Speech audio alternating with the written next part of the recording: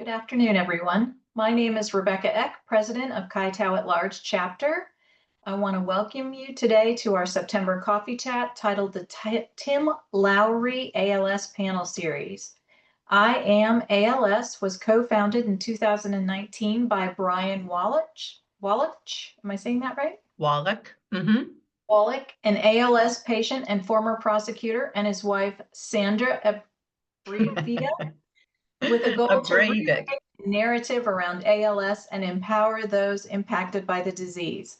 The organization is patient-centric, led by and for individuals living with ALS, their caregivers, and advocates. This presentation is being recorded. As we begin, please mute your microphones if you've not already done so.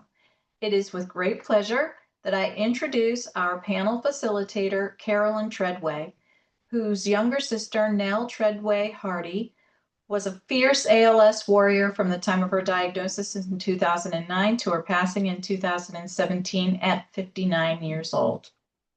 Ladies and gentlemen, please join me in welcoming Carolyn Tredway and the rest of her panel, which she will introduce to you.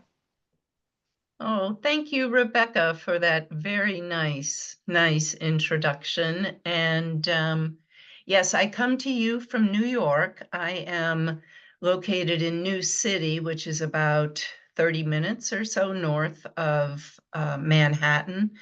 And I am so happy to be here with these wonderful panelists and all of you. I've been volunteering with AM ALS for close to 4 years, and these panels are near and dear to my heart. I love doing them, and I hope that I pretty much know you're going to get a lot out of it. And without further ado, I'd like to introduce our panelists. Stacey, I am going to start with you, Stacey Lwein-Farber. And Stacey's going to tell you just a little bit about herself. Hi everyone, I am Stacey. I live in southern New Jersey, quite outside of Philadelphia. I was diagnosed in February of 2021 at 56 years old. I worked for over 20 years as a labor and delivery anesthesiologist, which I miss very dearly. I love doing these battles. I'm very happy to see all of you. Thank you, Stacey. Thank you. Darla, if you could introduce yourself. I'm Darla. I live in the vowel state of Idaho. Because there's a lot of vowels, but I'm clear over on the West Coast kind of thing. My husband had ALS and it started in his mouth, and he was diagnosed in 2010. And when he was 50 years old, and he lived for 13 and a half years, and there's a real knack to doing that. And he was also a veteran and a gentleman. Oh, thank you so much, Darla. Elise, how about you? You're muted. Just a reminder. I'm Elise Riley, and I'm a retired internal medicine physician. I live just outside of Washington, D.C., and practice clinical and academic medicine for years. Worked a lot with low-income, uninsured patients. And my first symptoms were 3 years ago, but I was diagnosed 2 years ago. Frequently, it takes quite a while after initial symptoms to get to diagnosis. And I'm so glad you're all learning more about ALS. Thank you, Elise. Just a quick outline of how this is going to roll. I will be showing some slides. about 15 slides. I will go as quickly through them as possible because the real interesting part of this is when the panelists get to speak and tell you their stories. Just a show of hands, how many of you know of ALS, have worked with people with ALS? Okay, good, good. Well, without further ado, I am going to now cross all of your fingers and toes and all that, and I am going to show you our PowerPoint presentation. I need to share my screen first. There we go. Here it is. Okay, so can you all see that? Hang on one second. No, that disappeared. Hang on one minute, please.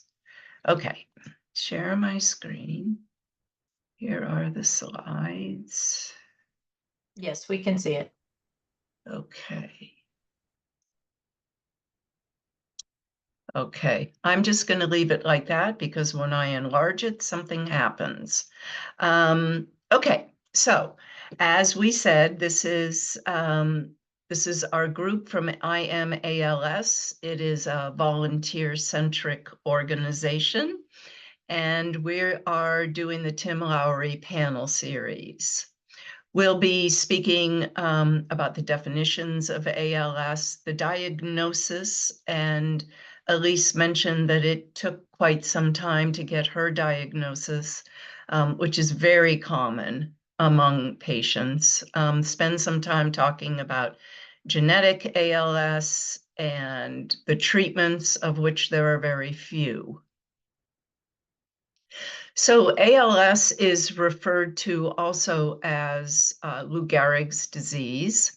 Basically, what it is a neurodegenerative disease where neurons gradually deteriorate and die, leaving the messages from the brain through the spinal cord to slow down and then stop. Muscles will weaken, start to twitch, and then waste away.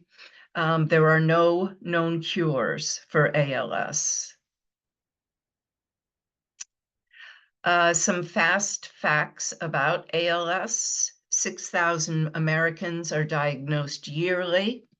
30,000 Americans live with ALS at any one time. The lifetime risk is 1 in 300.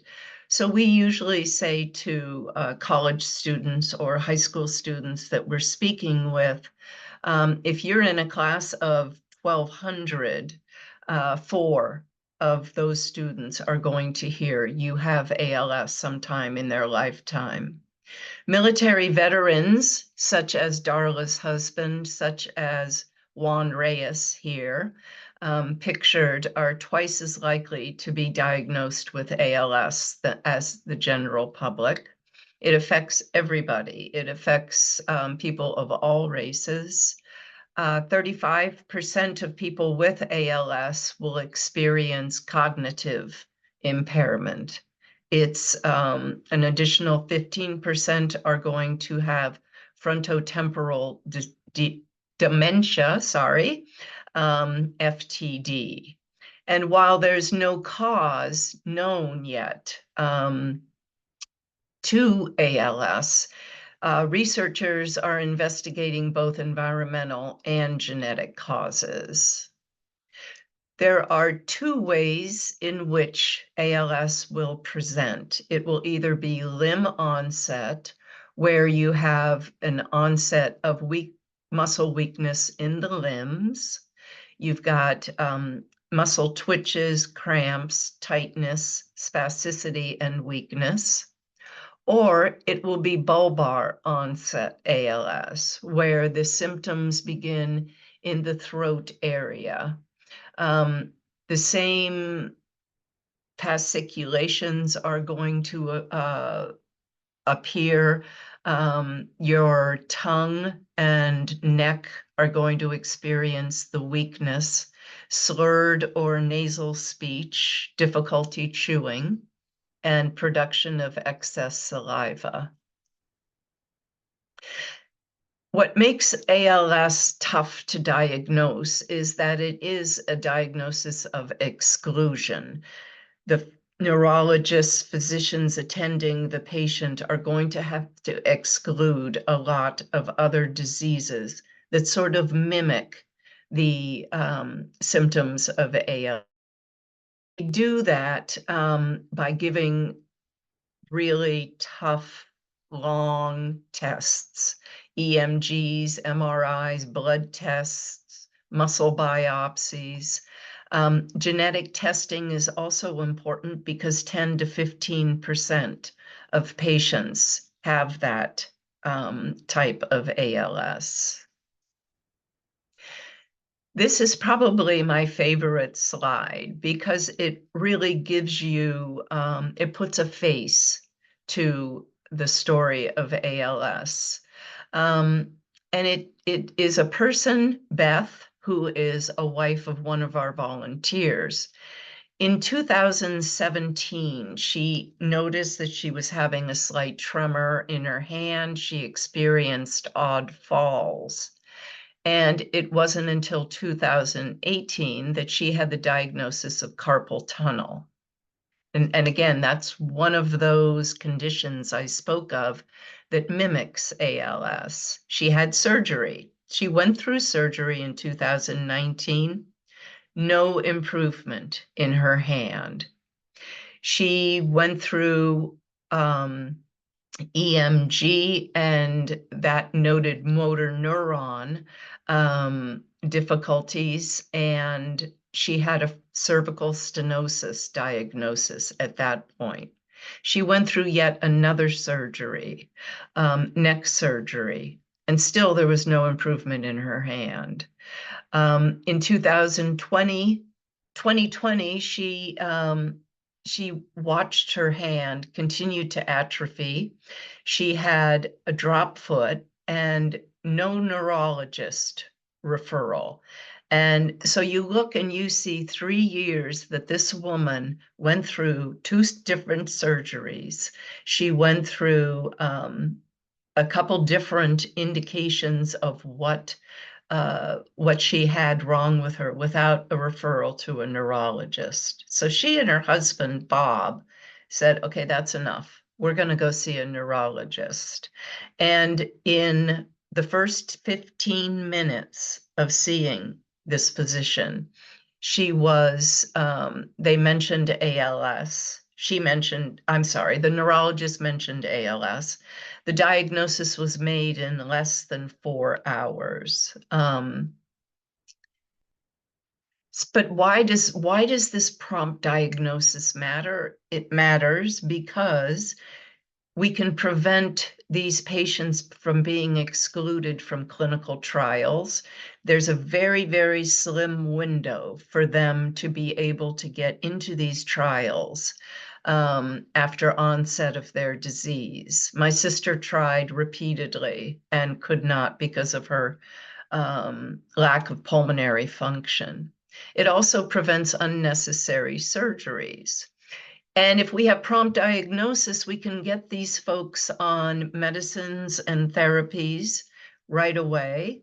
They have all the time that they want to do their important things in life, their bucket list items. And as I said, then they're able to participate in clinical trials. So in the early stages of the ALS progression, I'm not going to go through all of these for you, but you see that they have the muscle weakness and the twitching and the slurred speech. It becomes more severe in the middle stages, where they have breathing issues, where they have problems swallowing. And in the late stages, they'll experience paralysis in most of their muscles. They'll have limited mobility. People living with ALS have real problems with breathing, eating, or drinking without assistance. So for every 10 people in year 1 that are diagnosed with ALS, 50% will die in 3 years, 90% will die in 5 years, 10% may live more than 10 years. And we know of several folks who have lived more than 10 years, and they're involved in AM ALS. When my sister was diagnosed, and I would bet you that this story holds true with our panelists, her neurologist was not really a touchy-feely kind of guy, said, you know, it's 2 to 5 years, and now really, why don't you go home and get your affairs in order? That's what I would suggest. I mentioned familial genetic ALS before. It's when more than one family member is affected by the disease. These folks tend to have more rapidly progressing disease and symptoms at an earlier age. They may develop FTD. And even though they're from the same family, affected members might have a different onset and course of disease. Children of an affected person have a 50% chance of inheriting the mutation. On the right on this slide is the Moore family. They have lost 7 relatives to one of the genetic mutations, which is called, as shorthand, C9. So C9 is the largest genetic mutation that we know of, 40%, and SOD1 is 20%, and other unknown is 31%. So as far as treatments for ALS, the disease was identified way back in 1869. Lou Gehrig died in 41. Riluzole didn't come on the market until 50 years afterwards. It prolonged survival for a few months. Edaravone followed in 2017. Relyvrio was 2022. It, however, was pulled off the market in 2024 because clinical trials results were not as positive as we had hoped.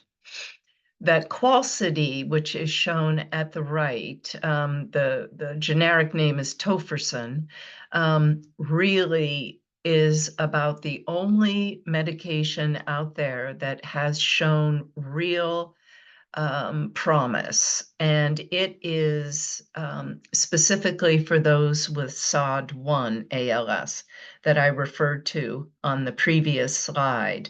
There are clinical trials underway to see how patients without the genetic mutation, with just sporadic ALS, how they respond to the medication. Investigational therapies and other treatments obviously are part of the therapeutic scene. The therapies focus on the immune system. There are stem cell therapies, mitochondrial performance, and we list for you here www.ALS Untangled, which reviews a lot of the alternative treatments that are out there.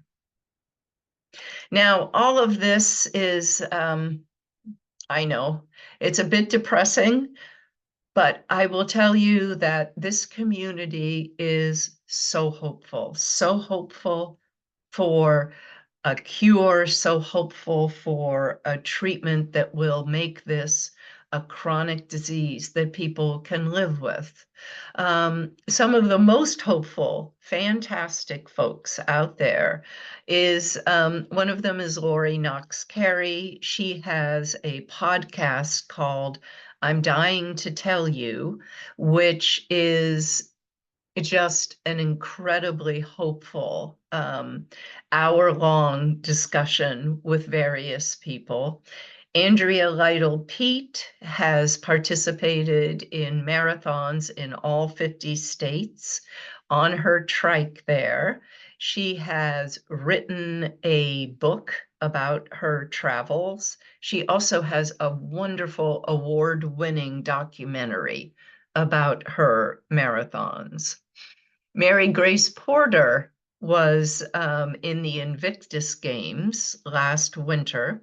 She both downhill skied on her little sled ski, and she won a gold medal in the rowing competition. Dr. Richard Bedlack, you may have heard of this gentleman. He is a neurologist at Duke.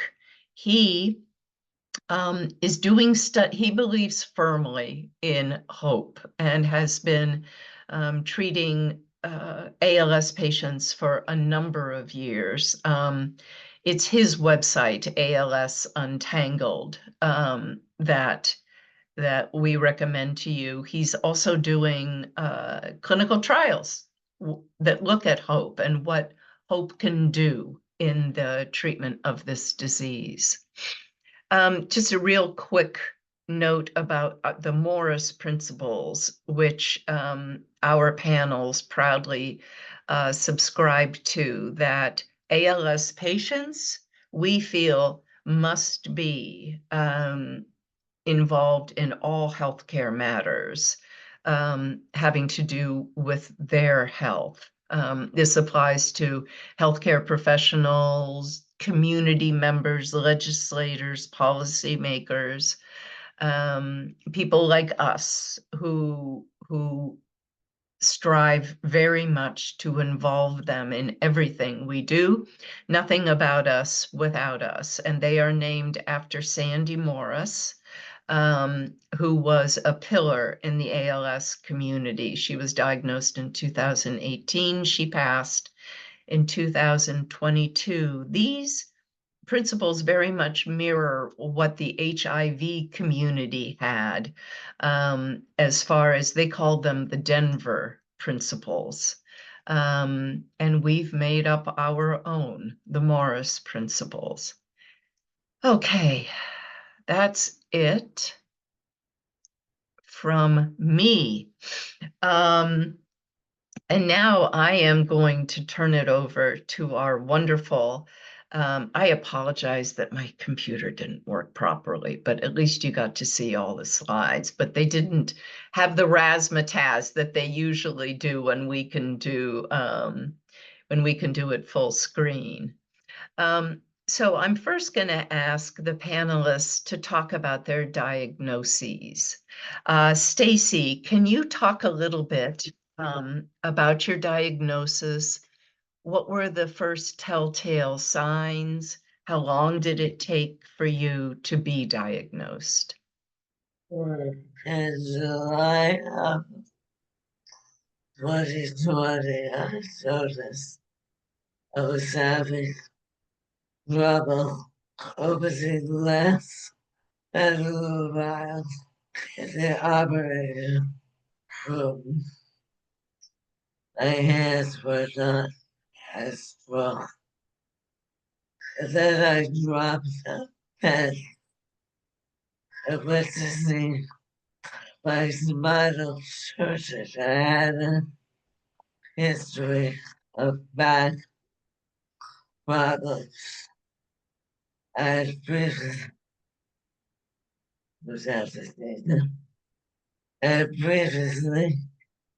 thought there was spinal fusion in my lumbar region. He said I was due for cervical spine surgery, and that was scheduled. At the same time, I noticed I was having trouble swallowing, and that was due to a thyroid nodule. Thankfully, but baby Z seek out the help of a neurologist. But the concern, Take your time. the neurologist was worried. Did a bunch of tests, said it might be ALS, but couldn't definitively diagnose me and wanted me to wait 3 months to see another doctor. I would not accept that without the help of another neurologist was diagnosed in February of 2021.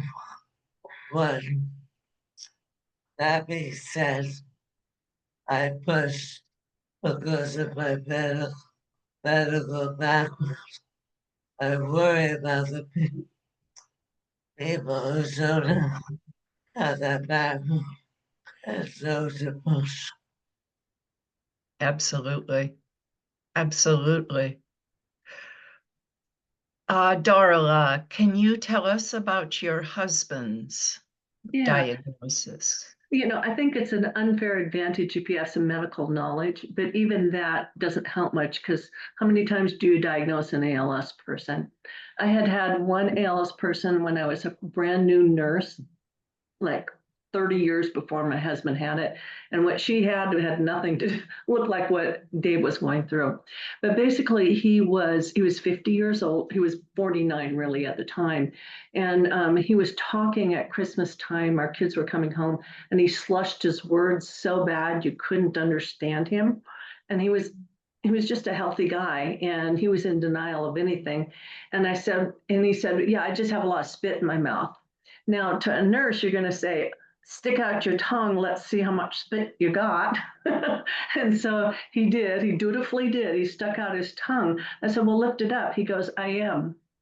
And I went, oh no, because his tongue hung down to his chin and he couldn't get it up. He couldn't even get it back in his mouth.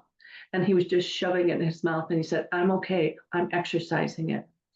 Well, just because I am who I am, I knew pretty much which doctors I wanted to go to and not mess around with anything. Time is important to get going with whatever direction you're going to go. And so I had my doctors lined up. All I had to do was get the main squeeze to the doctor kind of thing. And I finally got him in. It was 3 months later. And I went to a special neurologist that does nothing but diagnose ALS. And so we had a combination of more than one ALS doctor or neurologist that could diagnose him right away. And so I just had it lined up pretty quick. So mine was pretty quick, but his first symptoms was in his mouth. Mm-hmm. Mm-hmm. And he is a veteran, so just so y'all know. And remember how we had talked about how veterans experience ALS at a higher rate than civilians. Thank you, Darla. Thank you, Stacey.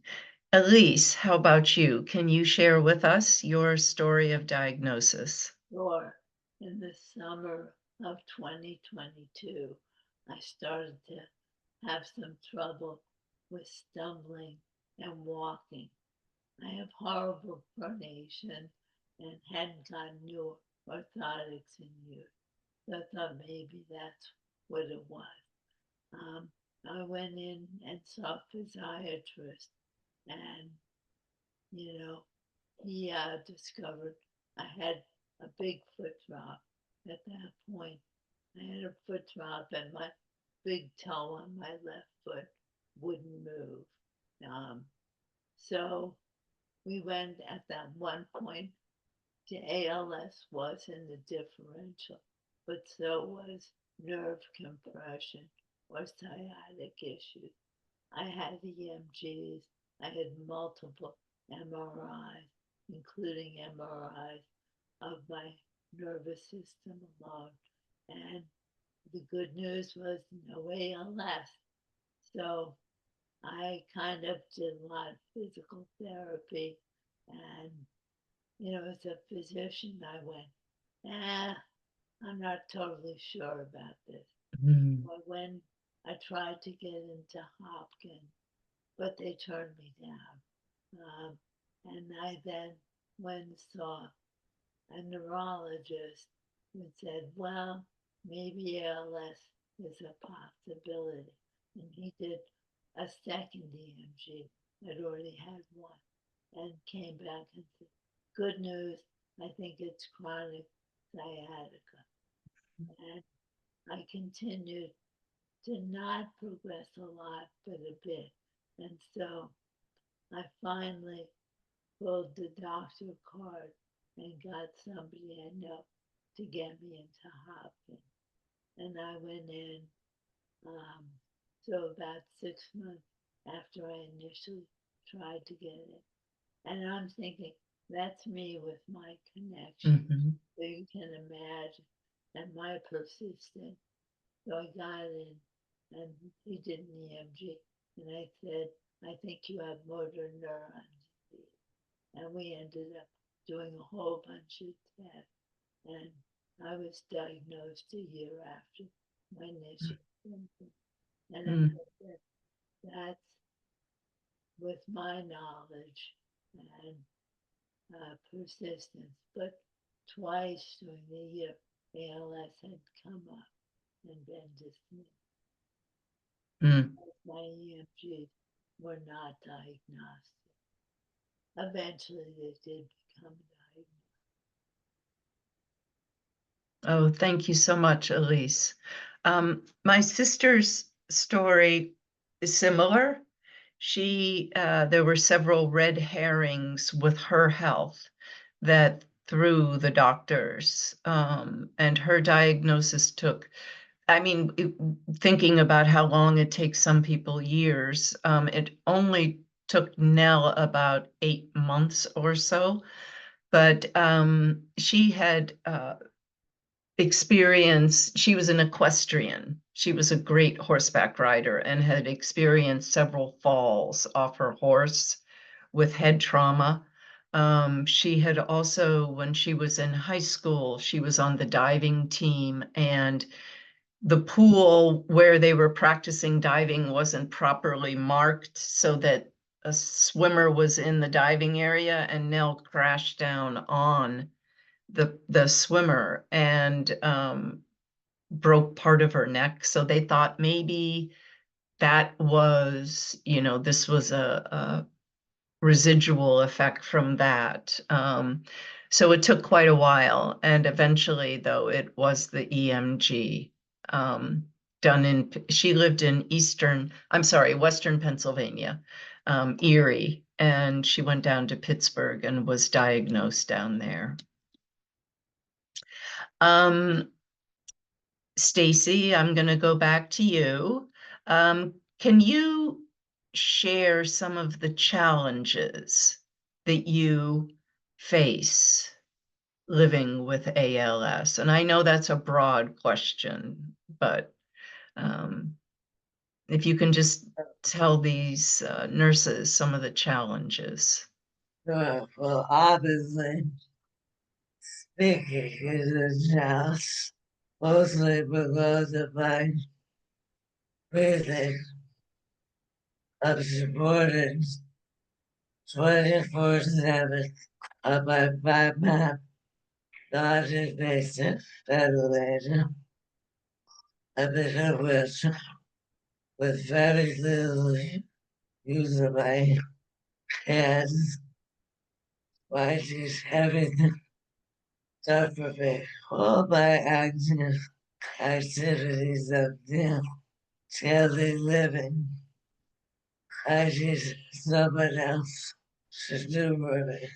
So as you can imagine, going from a type A multitasker to totally dependent is very difficult.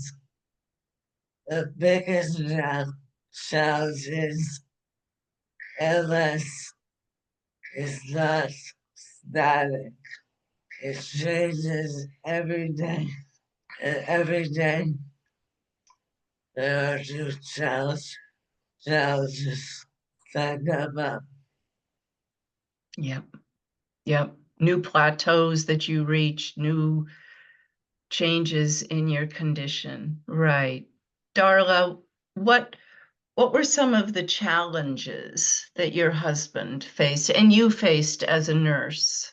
Yeah, well, for me, I was more focused on him. We didn't even get Yeah. to me till he passed. That's just how it goes with a caregiver, at least for me, anyways. But for Dave, just to understand that all ALS people, and to understand this one factor, is that the fatigue is unreal. You don't even begin to comprehend how tired these people are. And for Dave, he had to figure out like when was too much, too much. And there's always a balancing act going on with the fatigue level of everything. He was very, very tired. And sometimes activities, like just somebody talking to him, it tuckered him out and he'd give me this look like, please get him out of here. So, I mean, the fatigue is just unreal on all of that. Symptoms came, and it was a matter for me, in my perspective, is to adjusting to that all. And how can I do that? For me, I always did simplest is best. And that's the best way to take care of anyone, because you don't know if they're going to lose a function within a week. Well, it's no sense getting a complicated thing, but simplest was best because you're trying to endure to the very end kind of thing. So I really liked doing that. It is a mental health challenge for both involved because there's so much that they're losing. It's a mental challenge to be able to do this well. And I think we're going to touch on it a little bit later, aren't we, Carolyn, on the mental health part of it? Thank you. How about you, Elise? Well, I would actually echo what both of them said. Mm-hmm. One of the big things is it's constantly changing. You get to a point and you have weakness in your leg, and so you adjust to that. Now I have weakness in my hand, so it's a whole new set of adjustment. So it's kind of a stepwise thing. And the other aspect is the fatigue is very real. I was always a very high energy person and the caretaker. Now I have to adjust to be taken care of, which is a challenge. As I said, ALS makes you humble, it makes you patient. I have to learn how to sit there and say, okay, my husband went to go get something for me and it's taken 15 minutes because he gets distracted. But you have to learn patience. With lack of modesty, you lose all set of modesty and resilience. But I think I'm very fortunate to have great friends and family, and it takes a tremendous amount of support from other people. And that also helps keep me going. Mm-hmm. Wonderful. Thank you all. I also wanted to mention that one of the challenges, like they spoke about, the panelists spoke about, is the changing environment of ALS. You also have to think, you have to keep ahead of this disease. You have to think, your physical therapist may say to you, while you can still walk, listen, we really would be smart to be thinking down the road when you'll need a walker, when you'll need a wheelchair. Things that you don't even think about. My sister had several choking episodes, and I said to her, do you think it's time that we maybe think about a feeding tube? And she didn't want it. But when those episodes kept happening and pureed food wasn't tasting so good anymore, and even her beloved coffee in the morning caused her to choke, she said, yeah, maybe it is time. Maybe it is time. So you gotta stay ahead of this disease. So many people with ALS find ways to lead purposeful lives. in spite of all the physical challenges that this disease throws at you. Stacey, can you tell us how you do that? How do you find purpose in your life? Well, I have to say that this disease is terrible for the people I've met because it is incredible. It's a very strong, wonderful family. I've become a fierce ALS advocate that gives me great fulfillment. With these battles is a passion of mine and truly love it. Also surround myself with my family and friends. I have a wonderful support system that keeps me busy. Wonderful. Thank you. Thank you. They say that it's the most wonderful community you never want to belong to. And I subscribe 100% to that. Darla, can you tell us, what was your husband's name? Dave, sorry. My Dave. husband's name was Dave, yeah. Yeah, I don't want to keep calling him your husband. I want to the call him dude, Dave. right? Tell Yeah, us how. I was one of those mothers that I had Dave, Darla, Davis, and Dane. They were all DAs. So now I'm screwed now. Kind of thing. But yeah, his name was Dave. He had red hair. He was just a gentle Dave. soul. Okay. Yeah, he really was. For Dave and I, we had faith coming into this. So we're faith-based. So that really helped us just to be a little bit more of a spring to our step and keep things in perspective. But we had so many opportunities here in Idaho to just share the disease with the community, and that was very fulfilling. We were part of the MDA walkathon when there used to be Jerry Lewis, and we were on that for a lot, and he would talk with that. He talked to the firefighters, and we would just share the love with that. He would do, fill the boot. I helped him write his Who is Grandpa Dave book for his grandchildren that he would never meet. And so I hand bound those books. And then for me, I have my own little book. It's called Just 4 Little Words. I have shared our journey with literally around the world. With the VA, we were very active in getting a clinic started at our little Boise VA specific for ALS. So our journey was that, yeah, he had ALS, but we just walked right through that. And it gave us a tremendous fulfillment kind of thing. And he lived vicariously. He goes, what are we doing today? Wonderful. Elise, how about you? Well, I'm working on advocating. I'm doing the walk in 2 weeks. I've done it before. I also, as you mentioned, after having symptoms for more than 2 years, I'm not eligible for most studies. But I do want to mention there's a new category called the EPA Extended Access and also compassionate care. There are some studies going on for people who aren't eligible. I'm also participating in 2 natural history studies.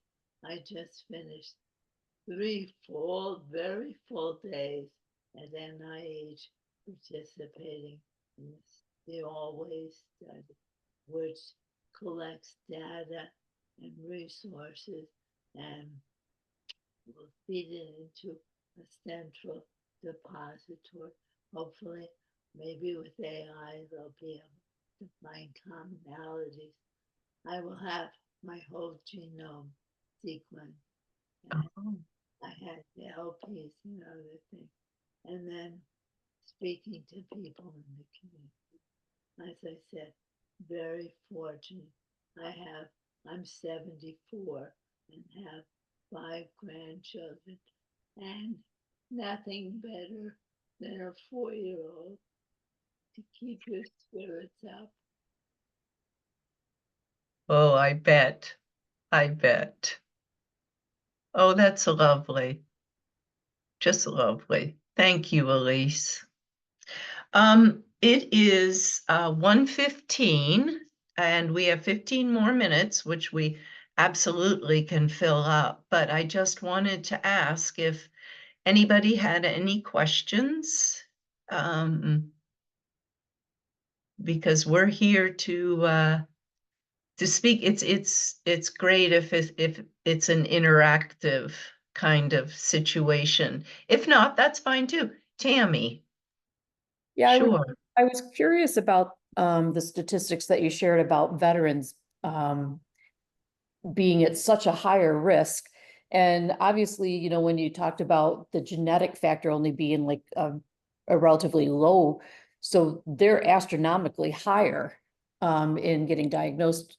And so I'm assuming it's environment. And I'm just wondering if they found any common environmental things, like were they more likely to develop ALS if they were serving in different parts of the country or exposed to different things like Agent Orange, or have they made any kind of connections like that?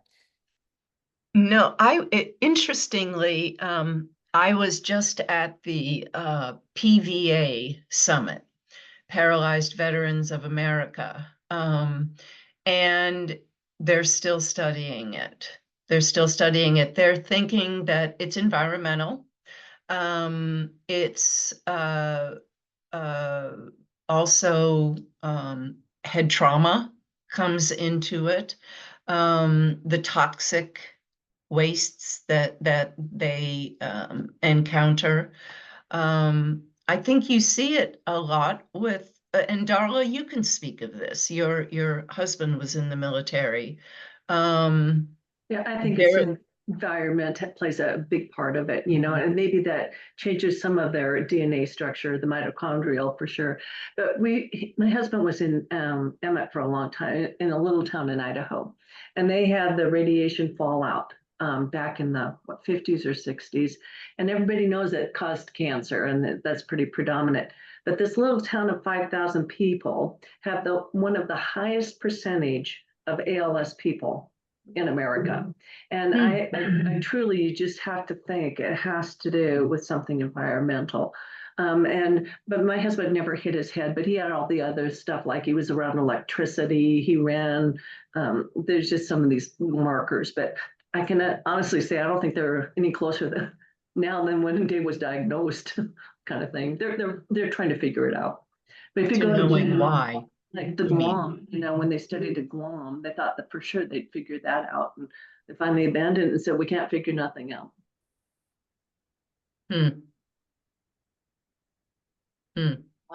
One thing is that ALS is automatically usually considered service connected because of the high incidence.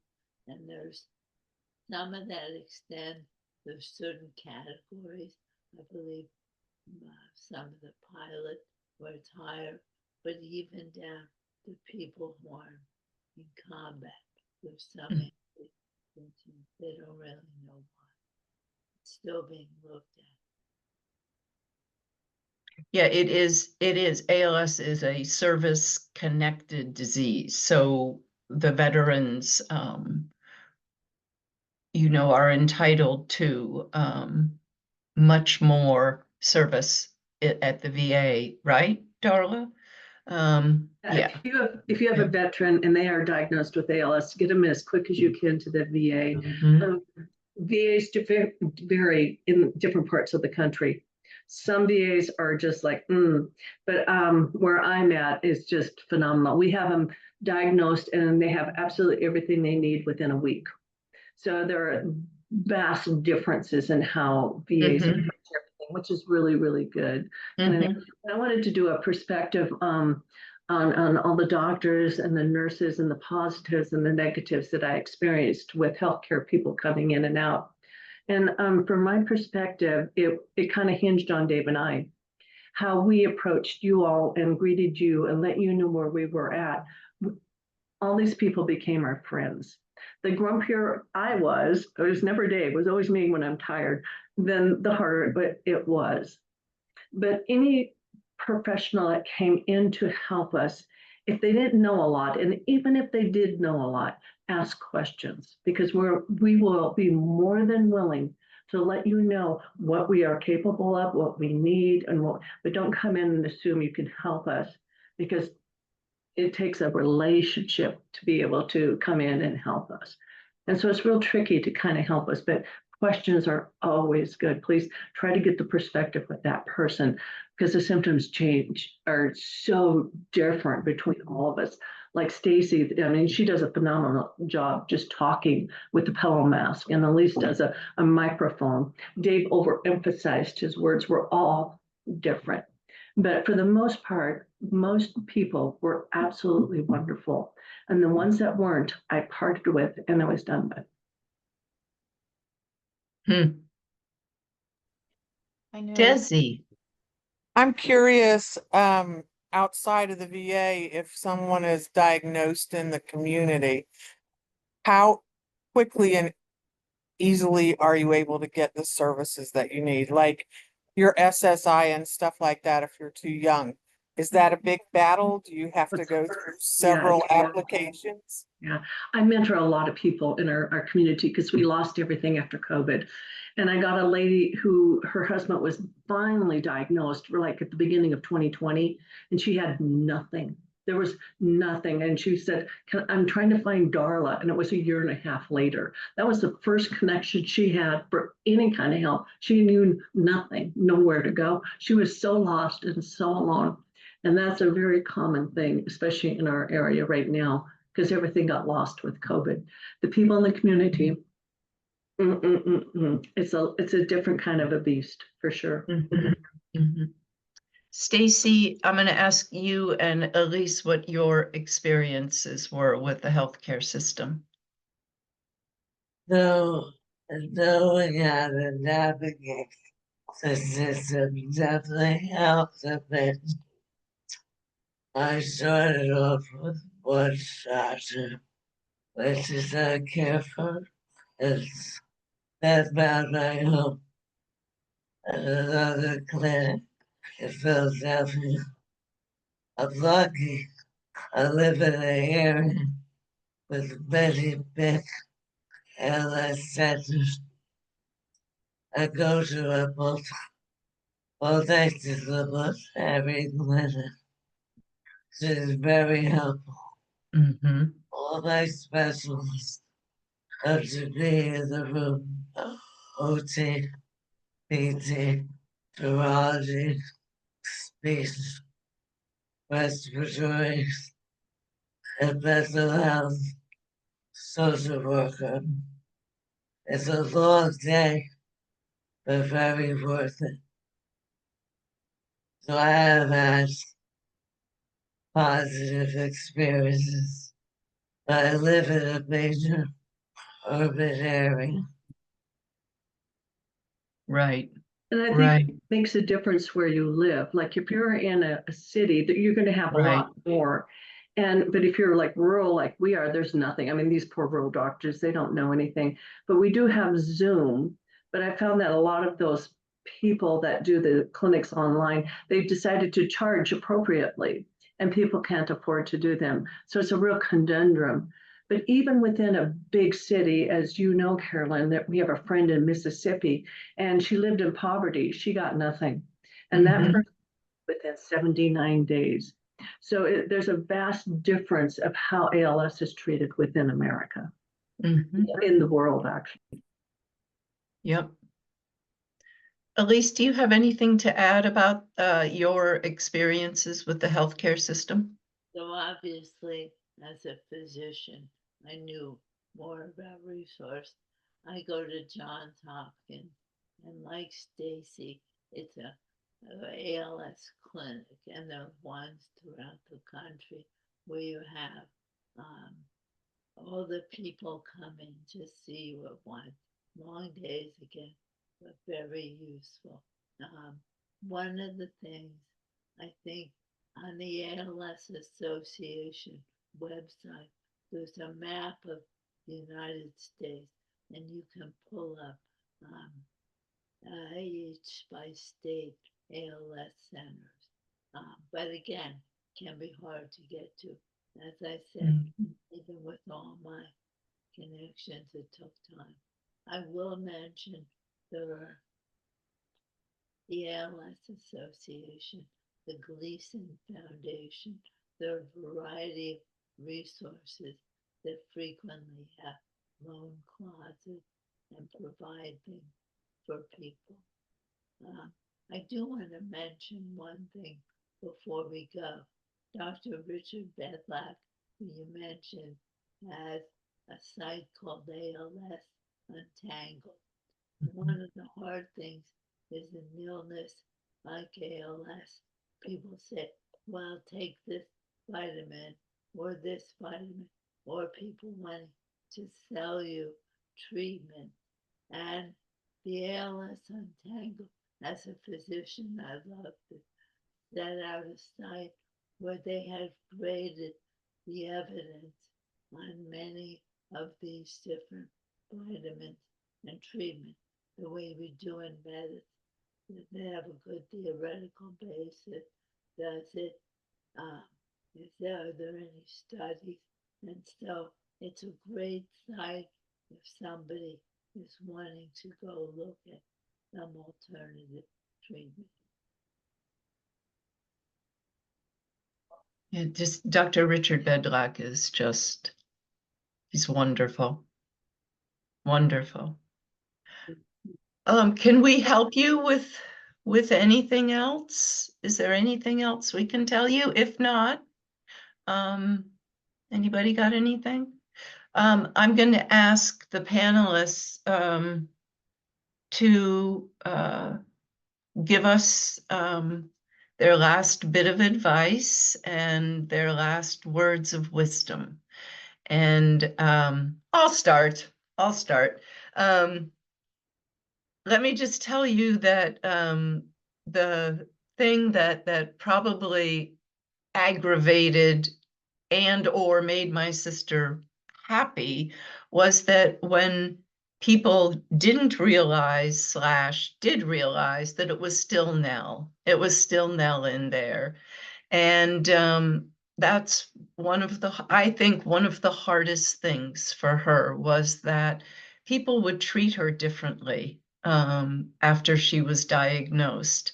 And there's no need, for that. And there's no need to, they would get up real close to her and scream in her ear because they thought that she was hard of hearing. She wasn't hard of hearing, but it's how a person reacts to the disease. But these folks, Stacey Farber is Stacey Farber, Elise Riley is Elise Riley.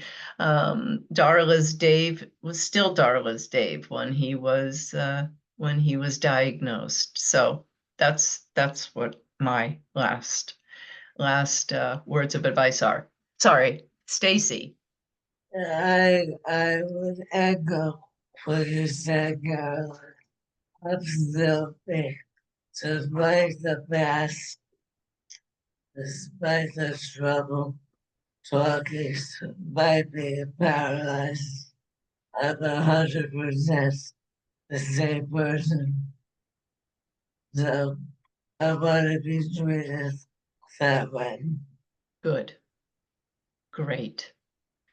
I'm going to switch up and ask Elise first.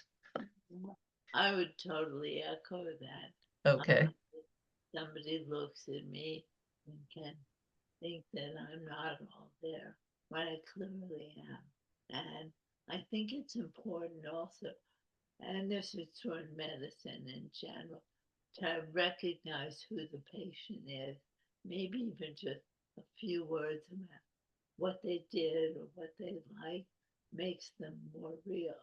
Mm-hmm. I think that's tremendously important. And I would also echo what Stacey said. I have met some of the most wonderful people through this diagnosis.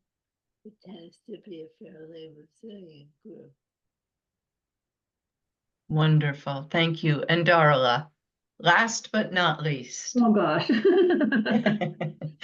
13 and a half year journey is not easy. It doesn't matter who you are. It is one of the toughest and hardest things I've ever done. And yet, it was the most rewarding. I have to agree. I have to agree. Rebecca, I will hand it back to you. Oh, what nice notes we're getting. I hope you all can see, the presenters, the panelists can see the notes that these lovely nurses have written us. Yes, we definitely appreciate everything. I can read them off real quick for you. Cheryl Levitt says, thank you for sharing this meaningful panel presentation with us. Barbara and Deanna, thank you for sharing all this information. Peg Pribulik, amazing group of women. Dr. Beth Boyd, very powerful words from all. Thank you. Norma, thank you very much for sharing. This was wonderfully presented, and prayers to you all. Desi said thank you. And Peg said what an impact you all have. And I can echo that as well. We appreciate the time that you took with us today. And we'll be, this was recorded, so we will be sharing the link with other nurses and professionals in the area as well. So we wish you the very best. And thank you so much for taking the time out of your busy schedules and just to be here with us today. We really, really appreciate it. And thank you all for being here and wanting to know just a little bit more about ALS. Truly, thank you. Yeah. Right. Thank you for having us. And if you know of any other nursing chapters who would like us to appear before them, by all means, you have my contact information. Please let us know. We will. Thank you very much. Okay. Wonderful Thanks. day. Thanks, panelists. Thank you.